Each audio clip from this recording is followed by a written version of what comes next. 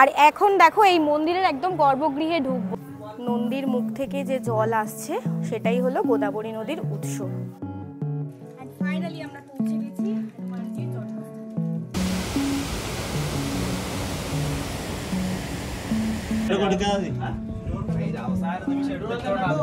দেখো এখন আমি বোতল নিয়ে নিয়েছি কয়েকটা গাড়িতে, গাড়ি করে এখন আমি বাড়ি চলে যাব, গিয়ে আরামসে বাড়ি বসে বসে খাবো।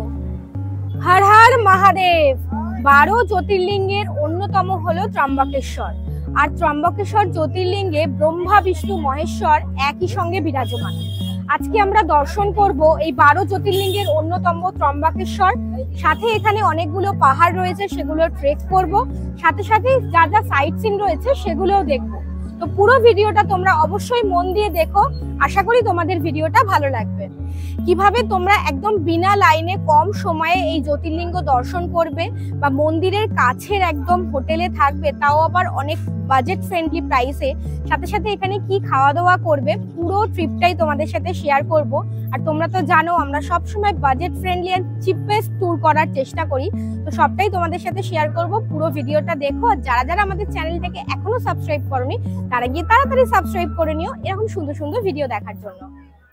প্রথমেই আমরা পৌঁছে গেলাম হাওড়া স্টেশনে। আমাদের ট্রেন ছিল গীতাঞ্জলি এক্সপ্রেস, যেটার টাইম হলো হাওড়া থেকে ছাড়ার দুপুর 1:40 আমাদের ট্রেন একদম টাইমেই ছেড়েছিল আর আমরা পাড়ি দিলাম নাসিকের উদ্দেশ্যে। হর হর মহাদেব। দীর্ঘ 31 ঘন্টা ট্রেন জার্নি করার পর ফাইনালি এখন আমরা নেমে পড়েছি নাসিক রোডে। তো আমরা এসছি তো দুর্গাপুজোতে। ষষ্ঠীর দিন দুপুরে ট্রেনে উঠেছিলাম আর নামলাম হচ্ছে সপ্তমীর দিন রাত্রে। ষষ্ঠী সপ্তমীটা দুটো দিনই ওয়েস্টেড হয়ে গেল, বাট এখানে নেমে কিন্তু খুব এক্সাইটেড লাগছে বাকি ট্রিপটার জন্য। পুরো ট্রিপটার জন্য খুবই এক্সাইটেড। যাই হোক, এতক্ষণ পর আমরা স্টেশনে নামতে পেরেছি। এখানকার ঠান্ডা হাওয়া খেয়ে একটু ভালো লাগছে।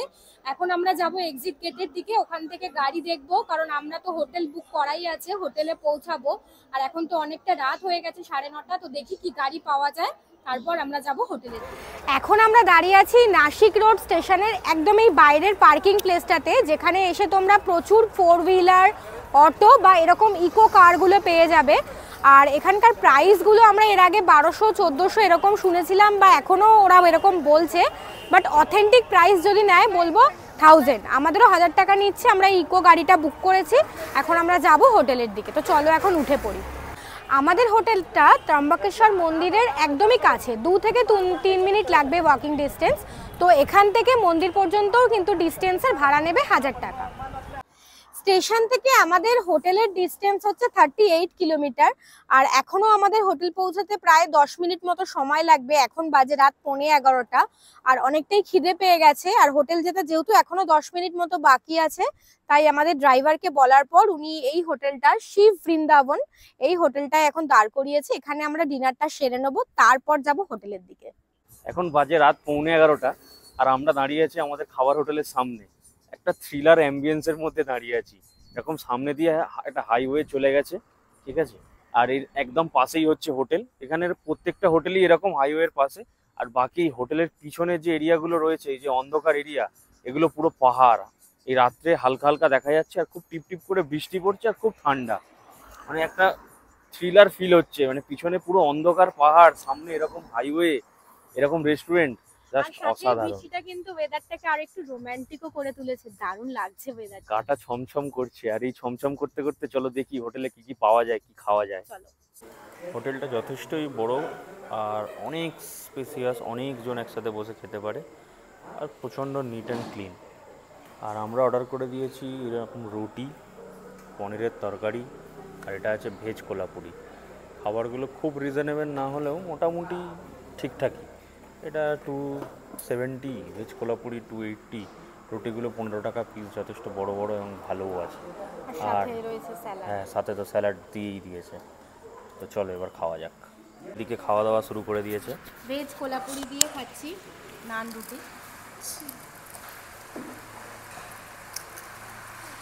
ফার্স্ট টাইম খেলাম এটা, দারুণ খেতে, খুব টেস্টি আর ইয়াম্মি। ম্যাগি মশলা স্মেল আছে, সব ভেজিটেবলস দেওয়া, সাথে পনির দেওয়া, খুব ভালো লাগলো এটা। আর আমি দেখো এরকম কুলচা নিয়ে নিয়েছি। এই যে কুলচাটা এরকম, এই দুটো রুটির সমান এরকম থিকনেস, তো চলো এবার খাওয়া যাক।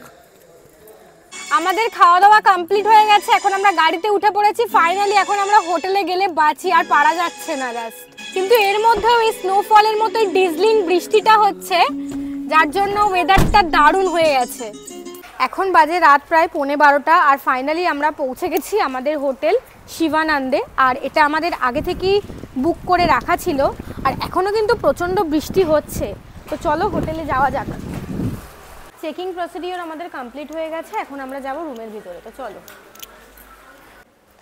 আমরা থাকবো এই রুম নাম্বার 2-তে, ফার্স্ট ফ্লোরেই রয়েছে আমাদের রুমটা। আর এই হচ্ছে আমাদের ডাবল বেডেড রুম।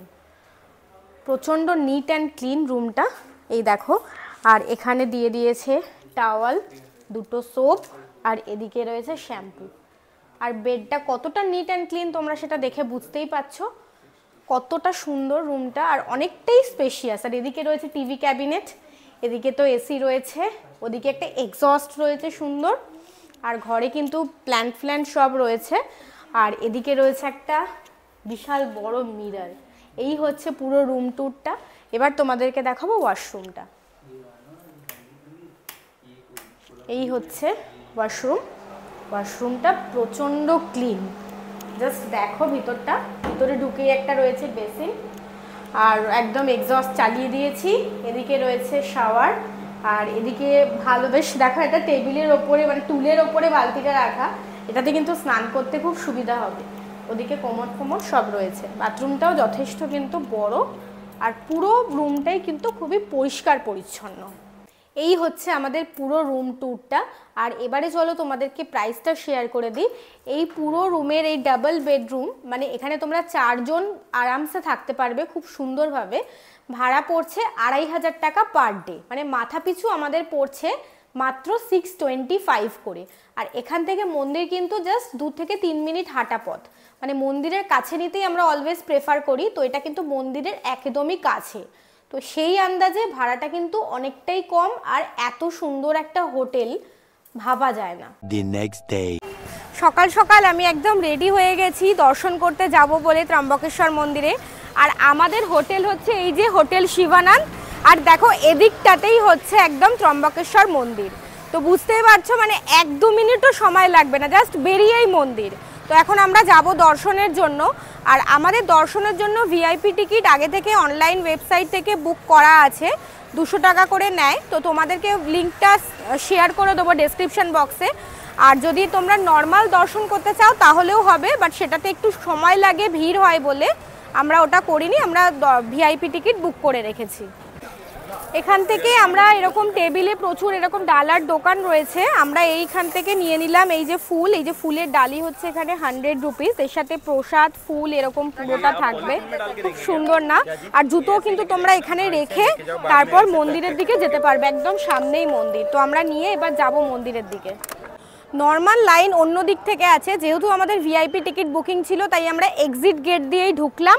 আর এখন দেখো এই মন্দিরের একদম গর্ভগৃহে ঢুকবো। তো চলো যাওয়া যাক।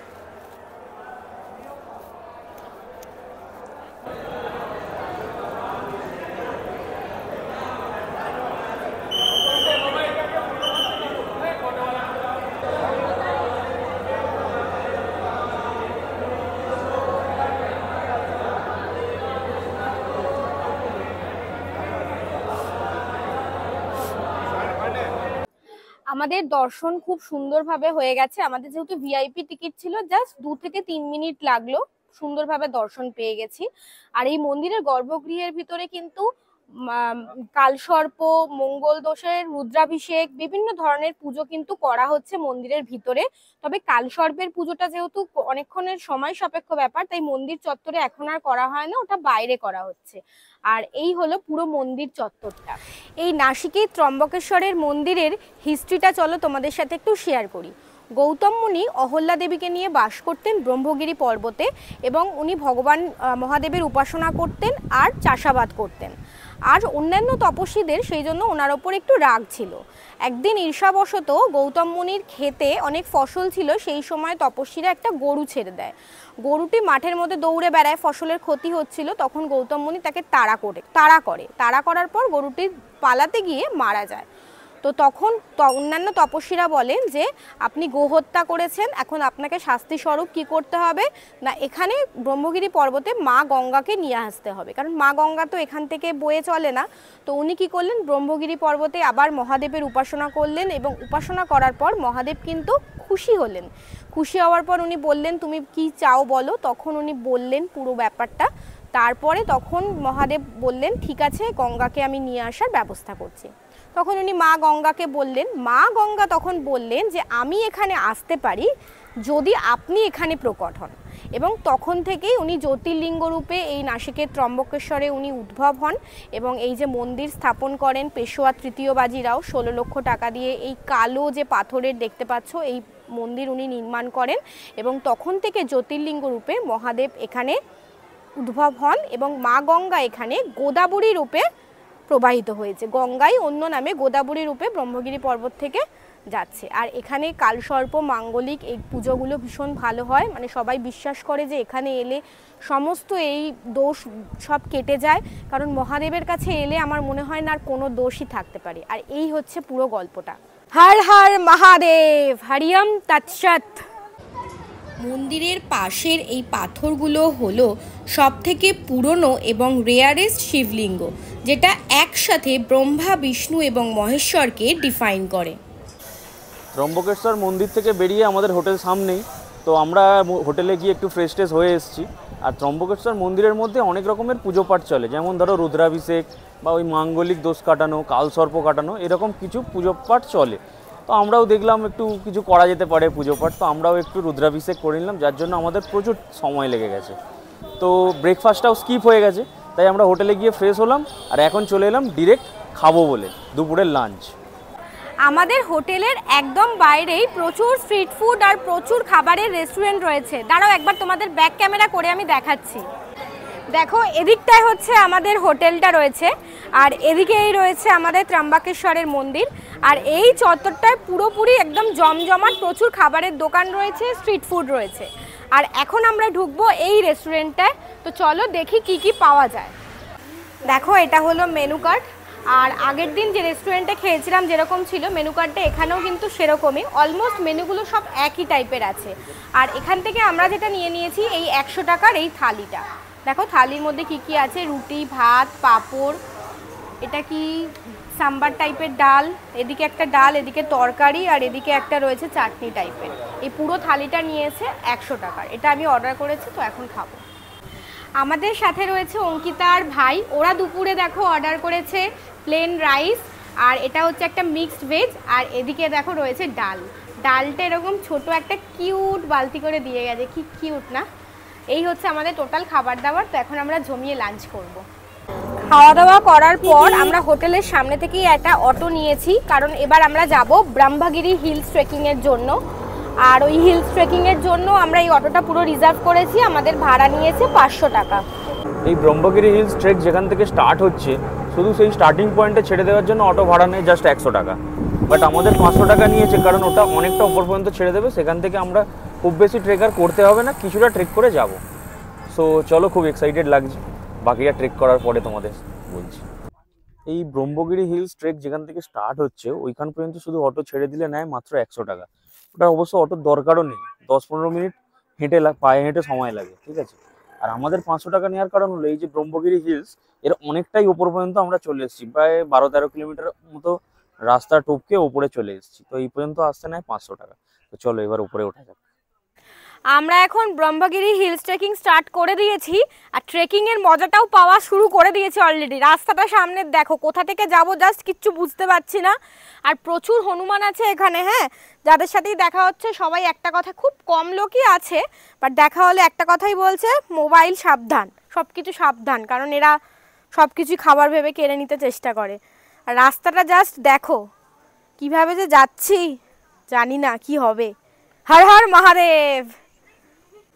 আর ট্রেকিং করার সময় দেখো এরকম পালকি সিস্টেমও রয়েছে, তো যারা হাঁটতে হাঁটতে কষ্ট হচ্ছে তারা পালকি নিতে পারো। ওটা 800 টাকা নেয় যাতায়াত মিলিয়ে, এখান থেকে কিন্তু ওরা পৌঁছে দেয় গোদাবরী বা ব্রহ্মগিরি হিল ট্রেক পর্যন্ত। ট্রেকিং করার সময় দেখো এই বোর্ডটা দেখতে পেলাম, এই ফরেস্টে কিন্তু এই অ্যানিমেলসগুলো রয়েছে আর প্রচুর সাপ রয়েছে। আর এই রাস্তায় এরকম অ্যানিমেলস বা সাপ থাকা অস্বাভাবিক কিছু নয়, এটা দেখে কিন্তু একটু ভয় লাগছে, বাট খুব এক্সাইটেডও। দেখো আমার সামনে 3 জন মহারাজজি যাচ্ছেন, ওনারা নীলগিরি পর্বত থেকে হেঁটে হেঁটে ব্রহ্মগিরি পর্বতে এসেছেন। ওনারা এই পর্বতে আসার মুখেই কিন্তু একটা ওই বড় সাপ দেখতে পেয়েছেন অলরেডি। আর এখানে এতগুলো স্টেপস আছে, এগুলোকে পেরিয়ে উঠতে হবে ওপরের দিকে।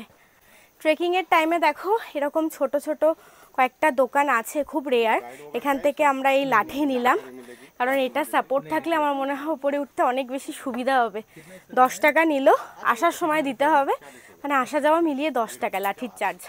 তো উঠি, এটা নিয়ে উঠতে আমার মনে হয় একটু সুবিধা হবে, খুব কষ্ট হচ্ছে। এটুকু আস্তে আস্তে হাঁপিয়ে গেছি, কিন্তু এই পাহাড়ের যে নৈসর্গিক সৌন্দর্য সেটাকে ভাষায় প্রকাশ করতে পারবো না। হয়তো ওপরে উঠছি বলে এখন একটু কষ্ট হচ্ছে, কিন্তু এই আলাদা রকমের আনন্দ। আর এখনও বলবো মানে এটা একটা অন্য রকমেরই অনুভূতি, অসাধারণ, ফাটাফাটি। ফাইনালি এখন আমরা পৌঁছে গেছি, আর এখানে কিন্তু প্রচুর হনুমান রয়েছে, জিনিসপত্র খুব সামলে রাখতে হবে। আর দেখো এদিকে রয়েছে মাতা পার্বতীর মন্দির, এই হলো মাতা পার্বতীর মন্দির। আর এই দিকটাতে রয়েছে গোদাবরী মাতার মন্দির, যেখান থেকে গোদাবরী নদীর উৎসস্থল। দেখো আসো তোমাদের দেখাই।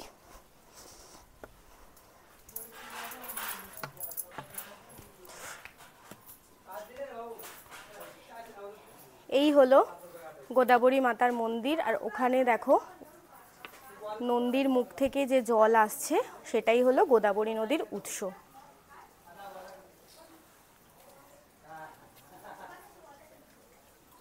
আর এদিকে রয়েছে গণেশজির মন্দির।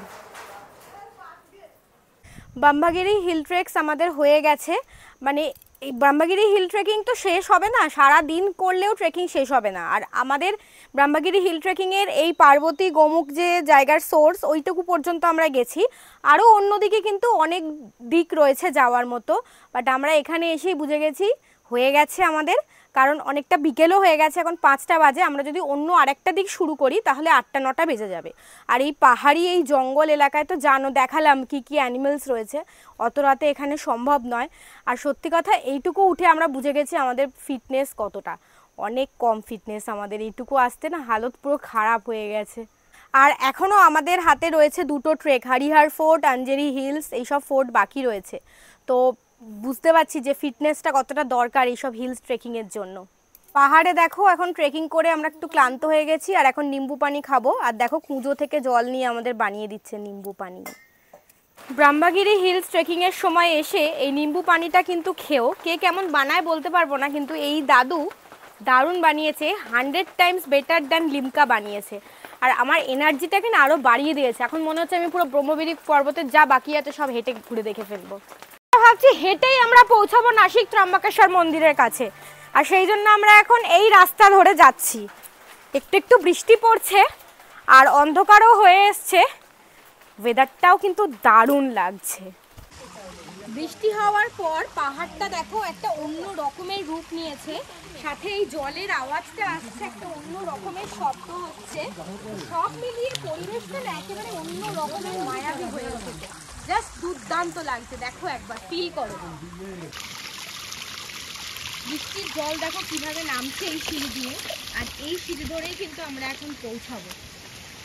এই জঙ্গলের রাস্তা আর সাথে সাথে এই জলগুলো নামছে, ওদিক থেকে একটা ঝর্ণার আওয়াজ পাওয়া যাচ্ছে, সব মিলিয়ে জাস্ট কি বলবো না, মানে ভাষায় প্রকাশ করার মতোই নয়, ব্যাপারটা এমন হয়ে উঠেছে পরিবেশটা।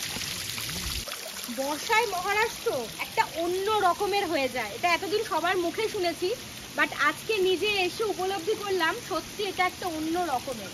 আমি যার জন্য মাইকটা খুলে দিয়েছি, যাতে তোমরা এই নেচারের পিওর সাউন্ডটা পাও, জাস্ট অন্য লেভেলের সুন্দর। The next day. কাল ট্রেকিং করার পর আমরা এতটা টায়ার্ড হয়ে গেছিলাম যে সন্ধ্যাবেলায় যা খেয়েছিলাম রাতে সেটা খেয়েই ঘুমিয়ে পড়েছি, আমাদের আর কারোরই ওঠার কোনো ক্ষমতা ছিল না।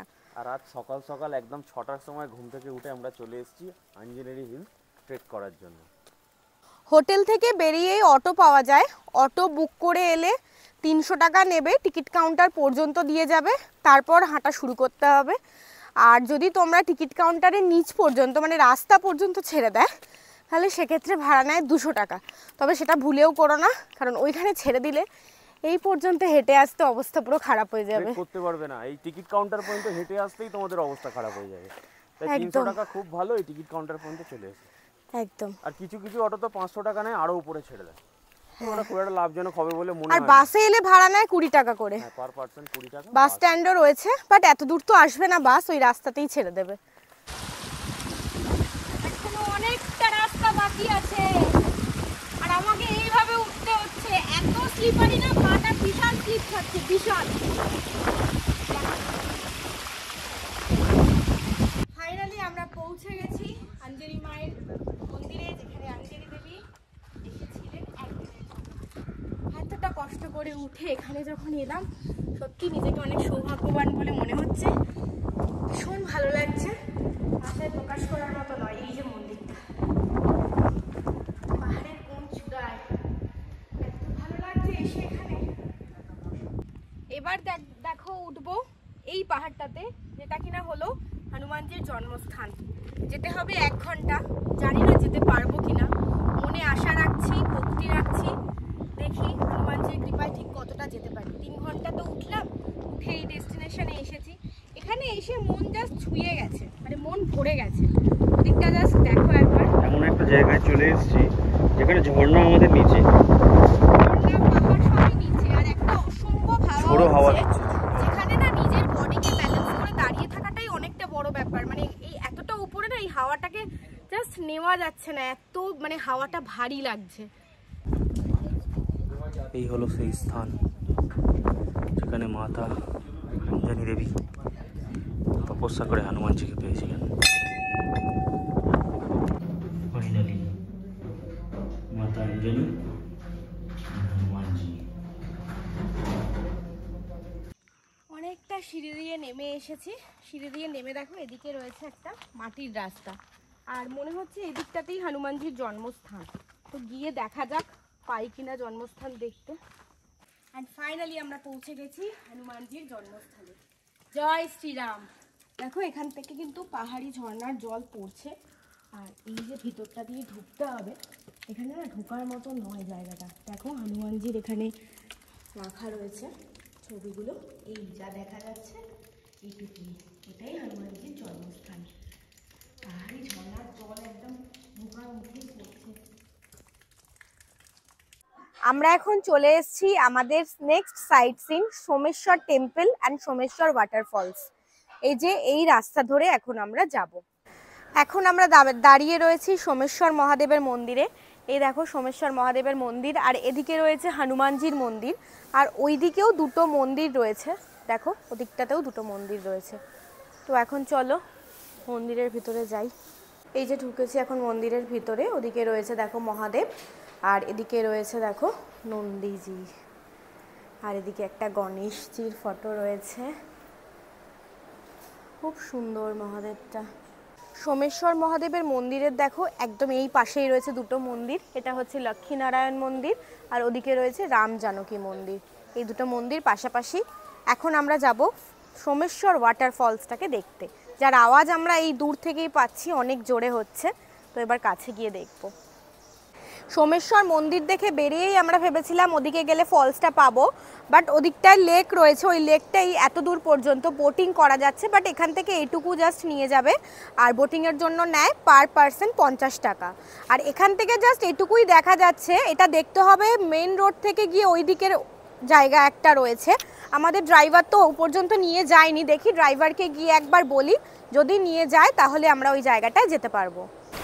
এখন আমরা চলে এসেছি সোমেশ্বর ফলসে, আর এখানে আওয়াজ শুনতে পাচ্ছ কতটা জানি না, এত জোরে ফলসটা পড়ছে। ফলসটা দেখো, আর আমরা যে ওই দূর থেকে দেখছিলাম ওটা হচ্ছে এরই জল, এখান পর্যন্ত দেখো পুরো ছিটা আসছে, পুরো জলটা উড়ছে। দেখো বুঝতে পারছো তোমরা, দেখো কিরকম পুরো ভিজে যাচ্ছে সামনেটায় দাঁড়িয়ে। আমি মাইকটা খুলছি, তোমরা অরিজিনাল সাউন্ডটা জাস্ট শোনো। আমি তো প্রায় ভিজেই গেলাম এখানে দাঁড়িয়ে দাঁড়িয়ে, তোমরা সাউন্ডটা শোনো।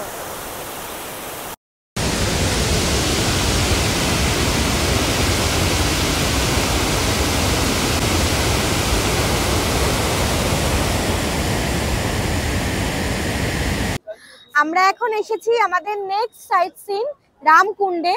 দেখো এই হলো রামকুণ্ড, আর ওদিক থেকে আসছে গোদাবরীর জল।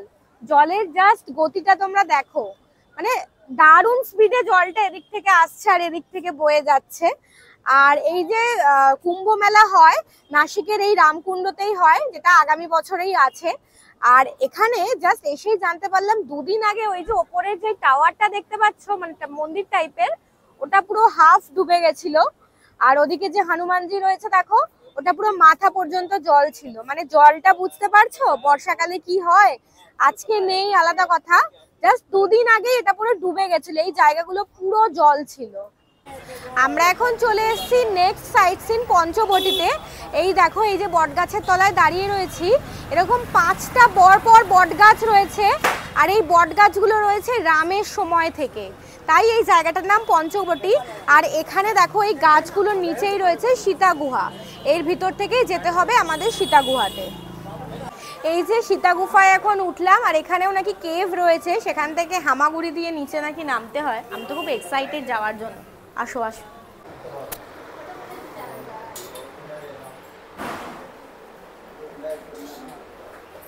এই যে দেখো সেই সীতা গুহার এন্ট্রি, ঢুকবো এখন। এই হলো সীতা গুহা, কিন্তু ভিতরে ফটোগ্রাফি একদম অ্যালাউ নেই।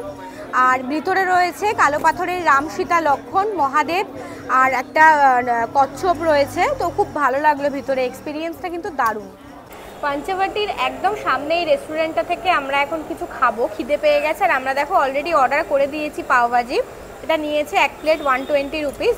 দেখো এই যে 2 পিস রয়েছে পাও, সাথে স্যালাড রয়েছে, আর এইদিকে রয়েছে ভাজিটা। আর দেখো এখানে বাটারি রয়েছে। এই তো এখন আমরা এটা খেয়ে নেব। এই যে বাটারি পাও রয়েছে, সাথে এই যে ভাজি।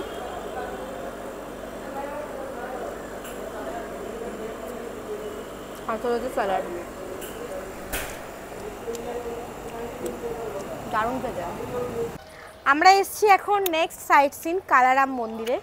দেখো এখন আমরা মন্দিরে ঢুকছি, এই হচ্ছে মন্দিরের এন্ট্রান্স। তো আসো, কালারাম মন্দির। এখন আমরা উঠছি, এই দেখো এই হচ্ছে কালারাম মন্দিরের চত্বর। আর মন্দির চত্বরে কিন্তু মানে একদম মন্দিরের যে গর্ভগৃহ কিন্তু ভিডিওগ্রাফি অ্যালাউ নেই। আর মন্দিরটা দেখো খুব সুন্দর, আর ভিতরে রয়েছে কালো পাথরের রাম সীতা আর লক্ষণের মূর্তি। ভীষণ সুন্দর মন্দিরটা। আজকের মতো সাইট সিন আমাদের কমপ্লিট।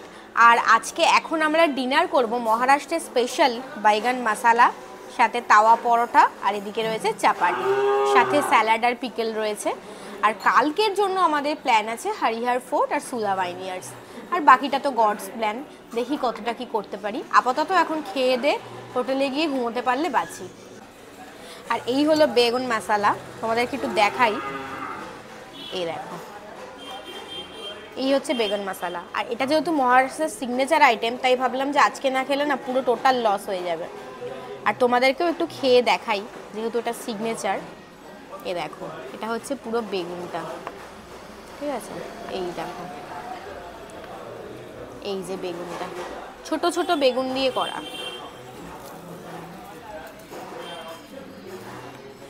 সাথে রয়েছে पराठा ग्रेवी के साथ।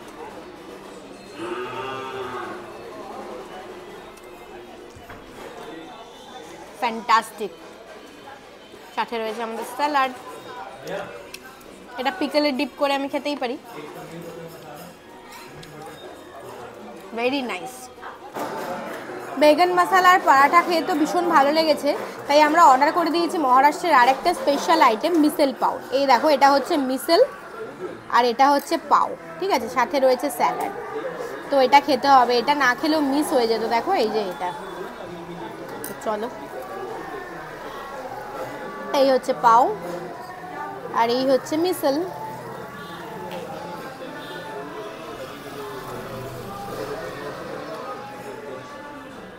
ভালো। The next day. নাসিকের নেক্সট ডেতে আমাদের সাইট সিন কাম ট্রেকিংয়ের জন্য আমরা সকাল সকাল বেরিয়ে গেছি। কোথায় এসেছি? The most dangerous Harihar fort. জানি খুব এক্সাইটেড, জানি না উঠতে পারবো কিনা। এখানে প্রচণ্ড ঠান্ডা হাওয়া দিচ্ছে, আর কাল আঞ্জনেরি হিলস ট্রেক করার পরে তো পায়ের অবস্থা খুবই খারাপ, বুঝতে পারছি না উঠতে পারবো কিনা। শুনছি এখানে নাকি প্রচুর হনুমানও আছে, আর এমনিতেও ট্রেকটা পুরো 80 ডিগ্রি। সো খুব মুশকিল লাগছে, দেখি কতদূর যাওয়া যায়।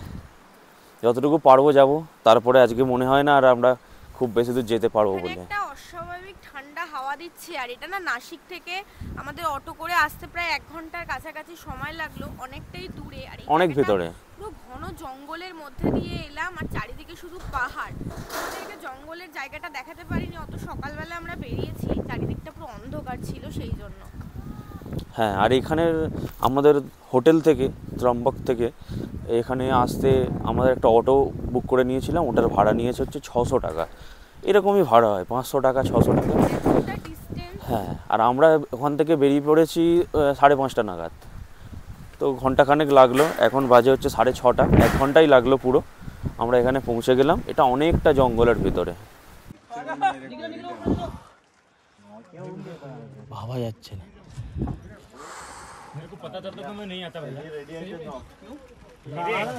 Finally reached. চলো উপর থেকে সিঁড়িটা দেখাই। এবার ফোর্টের সাইড দিয়ে ঘোরা যাক।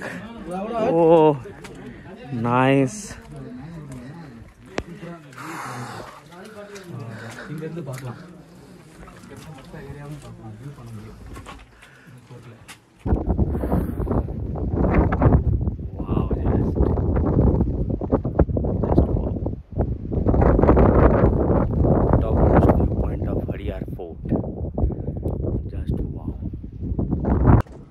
নামার সময় ভিউটা দেখো। আমি সেফলি নেমেও এলাম।